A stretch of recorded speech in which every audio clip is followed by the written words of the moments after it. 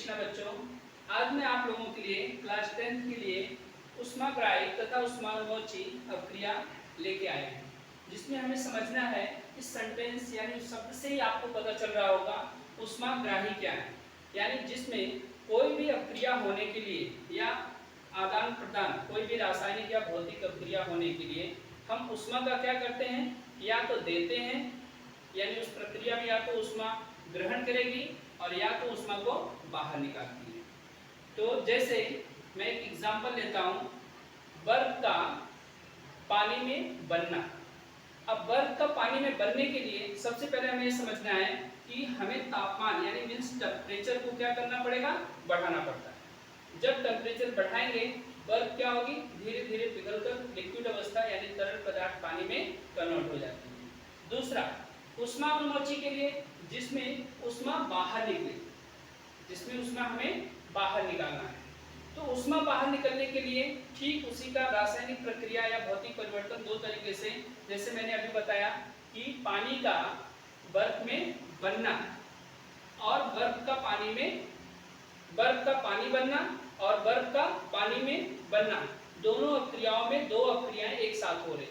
जैसे मैंने अभी बताया ऊष्माग्राही यानी ऊष्मा को ग्रहण करना, ऊष्माउन्मोची यानी ऊष्मा का बाहर निकलना। ऊष्माग्राही के लिए मैंने बताया कि जैसे पानी है, बर्फ का पिघलना यानी बर्फ पिघलने के लिए हमें बाहर से उसमें थोड़ी एनर्जी कह सकते हैं ऊष्मा हमें देना पड़ेगा या हीट करना पड़ेगा। दूसरा, यहाँ पे एग्जाम्पल एक दिया पोटेशियम नाइट्रेट का, ये रासायनिक अभिक्रिया है जिसमें इससे भी हमें ये प्रक्रिया कराने के लिए ऊष्मा को बाहर से हमें उसमें प्रदान करना पड़ेगा। दूसरा, उसी अभिक्रिया में पानी का बर्फ में बनना, पानी का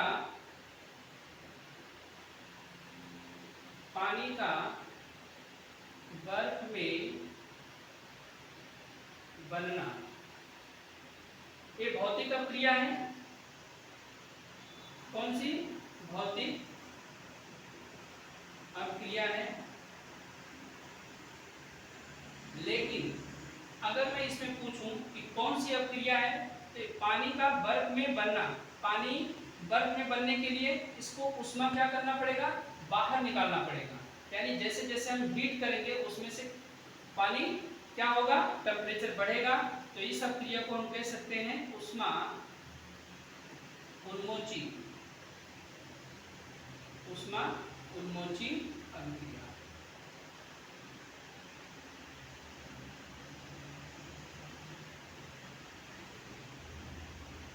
दूसरा, इसी को अपोजिट कर देते हैं, बर्फ का पानी में बनना, बर्फ का पानी में बनना, ये क्या हो जाएगा, इसको बाहर से हमें एनर्जी देना पड़ेगा, इसके लिए क्या हो जाएगा, ऊष्माग्राही, ऊष्माग्राही। इसको इंग्लिश में हम लोग एंडोथर्मिक रिएक्शन भी कहते हैं, ऊष्माग्राही अभिक्रिया।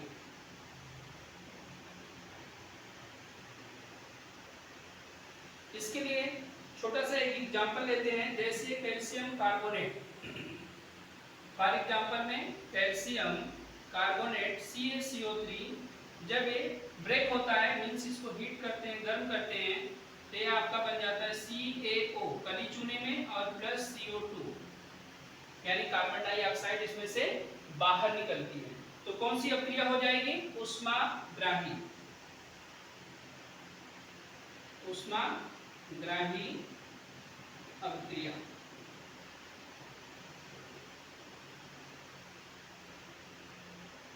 दूसरा, इसे इंग्लिश में एंडोथर्मिक रिएक्शन भी कहते हैं। अब यहाँ पे देखो CaO इसके साथ प्लस ऊष्मा अगर हम लेते हैं तो क्या हो जाएगा, इसमें इसके साथ पानी की अभिक्रिया कराइए H2O, ये आपका बन जाएगा CaOH और कैल्शियम हाइड्रोक्साइड। अब यहाँ पे हाइड्रोजन 2 है, ऑक्सीजन इसके साथ एक कैल्शियम है, इसको हम लोग पढ़ सकते हैं calcium hydroxide, calcium hydroxide. Hydroxide.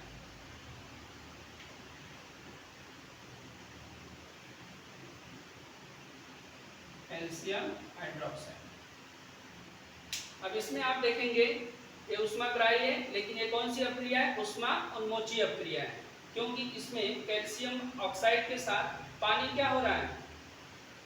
एक दूसरे से मिल रहे हैं और ये दोनों कंबाइंड होकर क्या बन रहा है? कैल्शियम हाइड्रोक्साइड बना रहा है। तो ये अपक्रिया आपकी हो जाएगी ऊष्मा उन्मोची अपक्रिया। कौन सी अपक्रिया? ऊष्मा उन्मोची अपक्रिया। इसको हम लोग एक्सोथर्मिक रिएक्शन भी कहते हैं।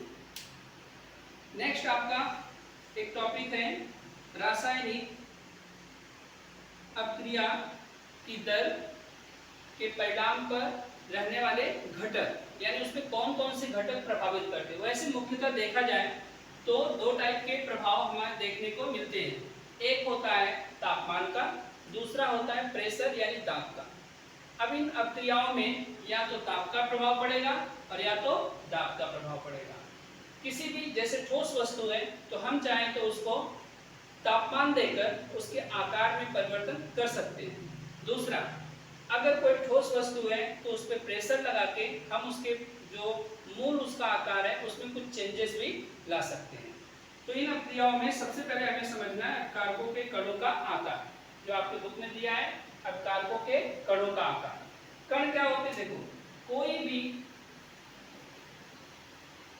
पदार्थ मूलतः छोटे छोटे कणों से मिलकर बने होते हैं। जैसे हम एक एग्जांपल लेते हैं चॉक के लिए। चॉक हम देखते हैं छोटे छोटे कणों से मिलकर बने होते हैं। तो कह सकते हैं कि किसी भी पदार्थ के लिए उसके कणों के ऊपर भी निर्भर करते हैं। जैसे मैं फॉर एक एग्जांपल लेता हूं छोटा सा। घर में मान लीजिए जो खड़े नमक होते हैं, अगर हम उसको पानी में मिलाते हैं, जनरली थोड़ा स्मॉल पार्टिकल्स के कण अगर हम उसमें मिलाते हैं तो देखते हैं कि नमक पानी में थोड़े समय के बाद वो पिघलता है, धीरे धीरे उसमें इन्वॉल्व होता है, घुल जाता है। बट अगर वही नमक के जो कण हैं छोटे छोटे ले लें, स्मॉल पार्टिकल्स के कण उसमें मिलाएं, तो तुरंत अगर हम देखेंगे तो पानी में तुरंत घुल जाता है।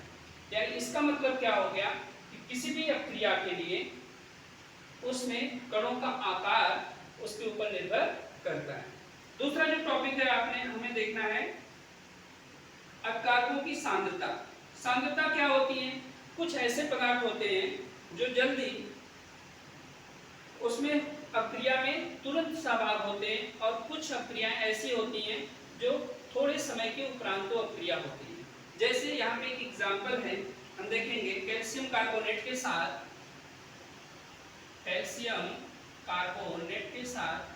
2HCl।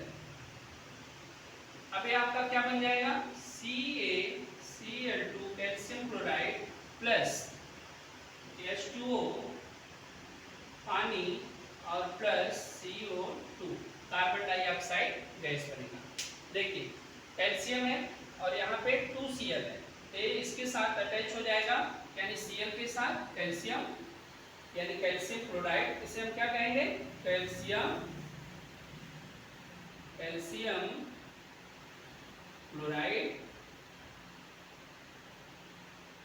कैल्शियम क्लोराइड और ये आपका पानी है और ये आपका कार्बन डाइऑक्साइड गैस है।